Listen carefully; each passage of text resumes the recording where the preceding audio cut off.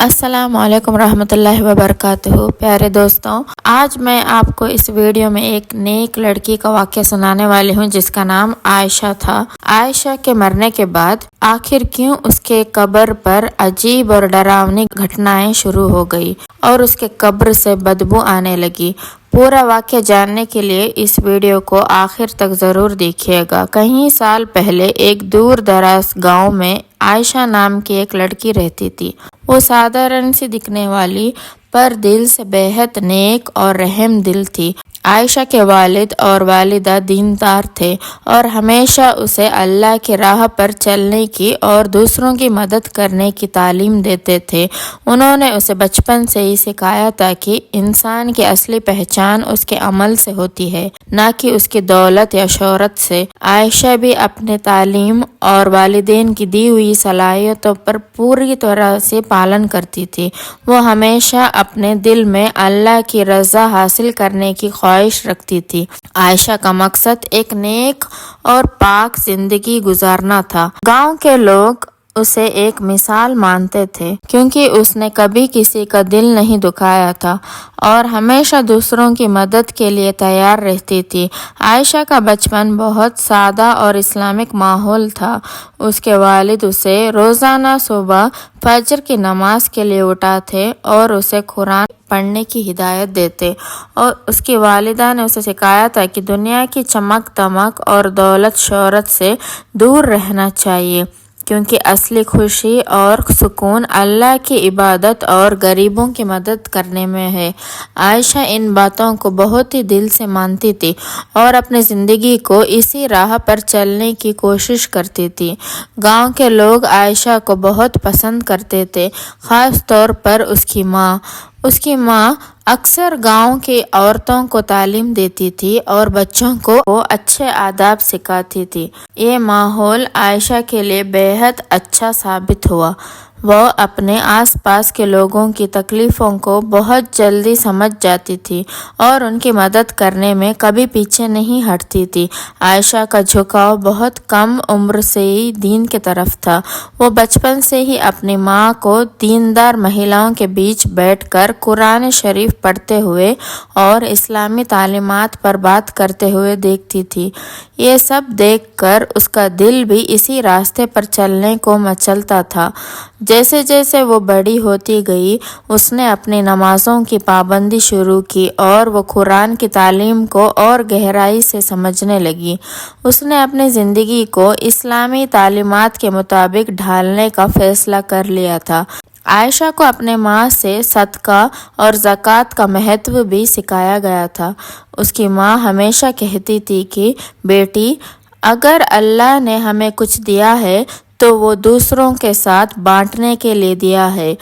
ہمارا کام صرف اپنے خواہش پوری کرنا نہیں ہے بلکہ ان لوگوں کی مدد کرنا بھی ہے جنہیں ضرورت ہے۔ عائشہ نے اس سیکھ کو اپنی زندگی کا حصہ بنا لیا تھا۔ جیسے جیسے عائشہ بڑی ہوتی گئی، اس نے اپنا زیادہ وقت گاؤں کے غریب اور ضرورت مندوں لوگوں کی خدمت میں لگانا شروع کر دیا۔ گاؤں میں کئی لوگ تھے جو آرتھک روپ سے کمزور تھے اور ان کے پاس کھانے پینے کی کمی ہوتی تھی۔ عائشہ نے یہ دیکھا اور اپنے بچت سے انہیں کھانا اور کپڑے مہیا کرنا شروع کیا۔ وہ ہمیشہ کہتی تھی کہ اللہ نے ہمیں اس دنیا میں دوسروں کی مدد کرنے کے لیے بھیجا ہے اور جو موقع ملا ہمیں اسے نہیں گنوانا چاہیے۔ ایک بار گاؤں میں سوکھا پڑ گیا تھا اور پانی کی قلت ہو گئی تھی۔ گاؤں کے کسان اور مزدور بہت پریشان تھے۔ عائشہ نے اس وقت اپنے گھر سے پانی اور کھانا اکٹھا کر کے گاؤں کے لوگوں میں بانٹا۔ وہ خود بھی کھیتوں میں جا کر لوگوں کے ساتھ کام کرتی تھی تاکہ ان کی تکلیفیں کم ہو سکے۔ گاؤں کے لوگ اس کے اس بھاؤ کو دیکھ کر بہت پربھاوت ہو گئے اور خوش ہو گئے اور بھی زیادہ عزت دینے لگ گئے۔ کیونکہ زندگی میں ہر ایک انسان کو امتحان سے گزرنا پڑتا ہے۔ ایک دن عائشہ کی طبیعت اچانک سے بگڑنے لگی۔ اسے تیز بخار ہوا اور ہاتھ پیر میں کمزوری محسوس ہونے لگی۔ پہلے تو اس نے سوچا کہ یہ معمولی بیماری ہوگی اور جلد ہی ٹھیک ہو جائے گی، مگر وقت کے ساتھ اس کی حالت اور بھی بگڑنے لگی۔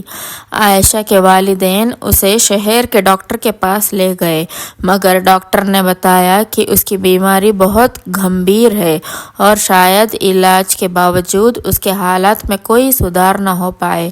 یہ سن کر عائشہ کے والدین بہت پریشان ہو گئے، لیکن عائشہ نے اس بیماری کو صبر سے قبول کیا۔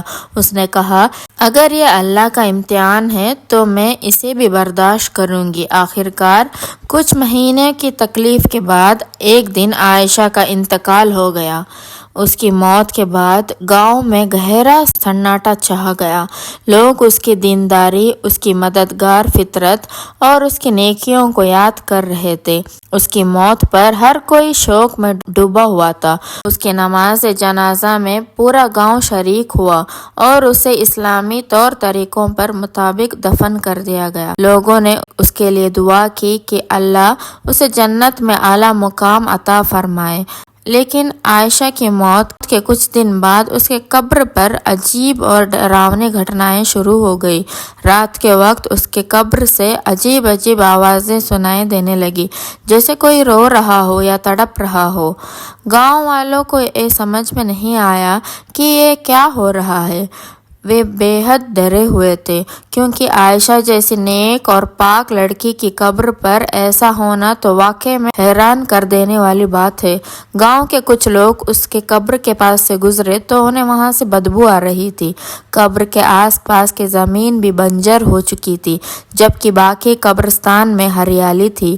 گاؤں کے لوگوں کو اب شک ہونے لگا کہ کچھ نہ کچھ گڑبڑ ضرور ہے۔ وہ سوچ رہے تھے کہ کیا عائشہ کی زندگی میں کوئی چھپی ہوئی خطا تھی جو اب وہ اس کی موت کے بعد اسے سزا دلا رہی تھی۔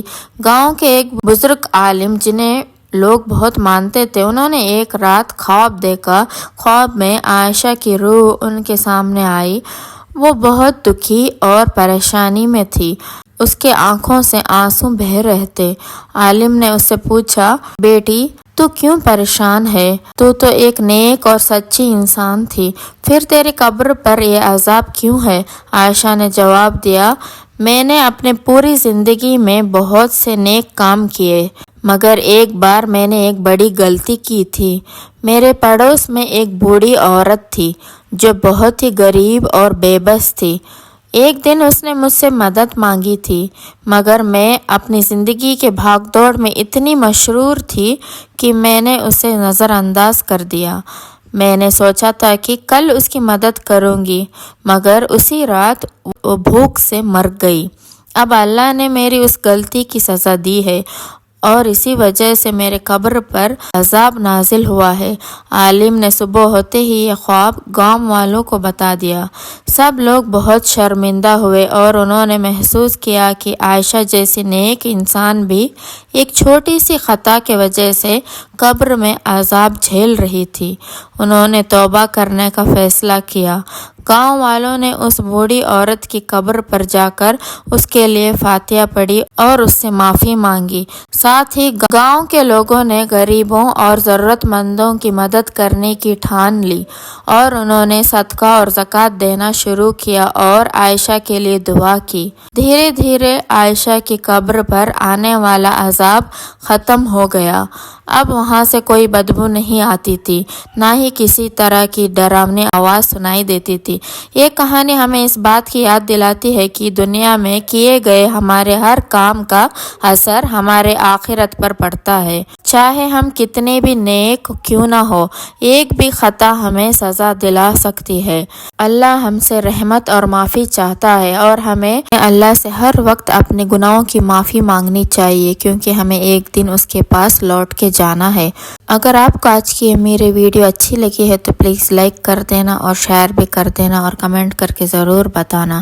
اگر آپ میرے چینل پر نئے ہیں تو ضرور سبسکرائب بھی کر دینا۔ پھر ملتے ہیں نیکسٹ ویڈیو میں، تب تک کے لیے السلام علیکم ورحمۃ اللہ وبرکاتہ۔